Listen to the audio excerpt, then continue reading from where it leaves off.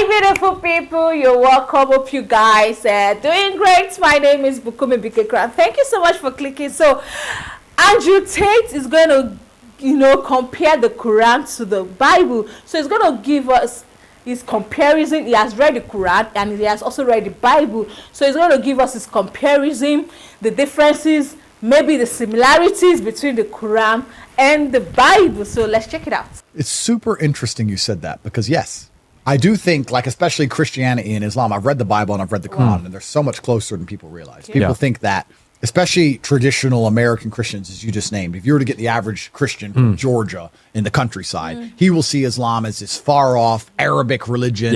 It's for Middle Eastern people. Well, so is Christianity. It's from the same place. So they're from the same place. Only 20% of Muslims are Arabic anyway. There's huge Islamic nations which are Asian. There's Indonesia, Malaysia. There's huge Islamic nations. So they work hand in hand. What's up, everybody? I said something similar to this before, and some people objected to this concept. They said that I'm kind of watering down the religion of Islam by saying that it's similar to Christianity in order to make it more appealing to Christians, to not antagonize or alienate them, and that I should rather tell them the whole truth, whether they like it or not. Let me tell you a quick story. I grew up in a Muslim country that has a visible Christian minority. What I learned about Christianity was that it has an incorrect view of God, namely the Trinity. But they were socially conservative and they were normal people. We lived together in peace. Then I traveled the world. I saw people who worship actual Satan, people who worship rats and cows. I knew that almost a quarter of Americans are unaffiliated, meaning that they are atheists or agnostics, people who believe in nothing at all at best, or believe that we are chemical filth flying in an unbound space at worst. There are people who tell you that there is no such thing as men or women, and the second your son picks up a Barbie doll, you should grab a surgical scalpel and start working on his genitals. And funny enough, the only group standing against many forms of evil in the West is Christians. Now, if you are a Muslim watching this, let me recite a verse from the Quran to you.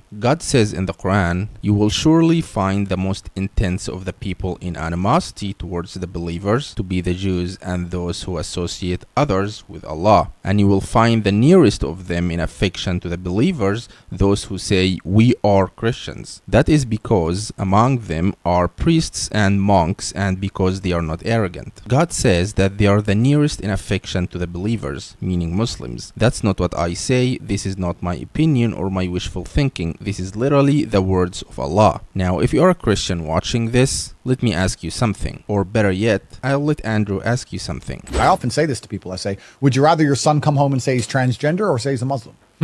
Because we're getting to that point. If Christianity keeps failing, you're going to end up with a son that's either going to come home and be a liberal or come home and be a Muslim. Which one would you choose? I'd actually like to ask this to all the conservative Christians in America, and they'll say, Jesus is king. And I'll say, good, I respect that. But let's pretend for a thought experiment that I'm right and that Christianity is little by little, like we talked about, inch by inch, giving up power and being decimated in real time. And at some point in the future, you have two choices: liberal insanity and transgenderism, or Islam. Which one would you choose? And I think most Christians would actually sit, if they answered honestly, and say, I'd rather them worship God. I'd rather Islam. I pose a similar question to Muslims. Remember that in the early days of Islam, when the Persians, who worshipped fire, idols, and made-up entities, won a huge war against the Romans, who were Christians, the disbelievers of Mecca, who also worshipped idols, celebrated their victory, while Muslims were saddened by it. And the revelation came to Prophet Muhammad with the following verses: "The Byzantines have been defeated in the nearest land, but they, after their defeat, will overcome within 3 to 9 years. To Allah belongs the command before and after, and that day the believers will rejoice in the victory of Allah. He gives victory to whom He wills, and He is the exalted in might, the merciful." And sure enough, 9 years later, the Romans won again against the Persians, and it was good news for the fledgling Islamic State. Recognizing your positioning in the world among different groups and powers is important for the future of the Muslim nation. And I feel like Christianity's lost a lot of its presence in recent times, and that breaks my heart. I'm a Muslim now, but that breaks my heart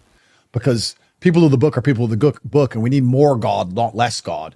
People of the book are closer to Muslims than atheists, agnostics, or Satan worshippers. I think that's pretty uncontroversial to say. And it's a shame, really, that Christianity's reached a point where it's mocked so openly and so publicly in Christian nations. That breaks my heart. Let me tell you a fact. If you travel to a Muslim country and just stood in the street and started yelling something like F Jesus or something like that, you will not get out of this situation unscathed. I promise you that. That's why I said it before and I'll say it again. Jesus is way more respected in Islam than he is in Christianity. When I see these gay preachers and the Pope talking about same-sex marriage and how important transgenderism, that breaks my heart. And I'm not even Christian. I just think it's so sad that it's happening. How many Muslim imams in the West are publicly defending the LGBT agenda? Almost none, right? That's why Islam is the last line of defense against degeneracy and perversion. It brings me no joy to say it, but every other religion has succumbed and been cowed into submission. If you want to learn about the only religion that hasn't, please go to chat and decide. All right, so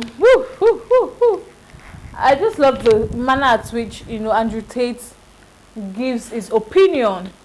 He's always, I think he's always unbiased. He gives it based on his experience, what he what he has experienced, what other people has experienced, and what he knows. He has knowledge about. He has research on. He gets it. So he said he has read both the Quran and the Bible, and it feels like the Quran has a special. The Quran has a special. It carries a lot than the Bible.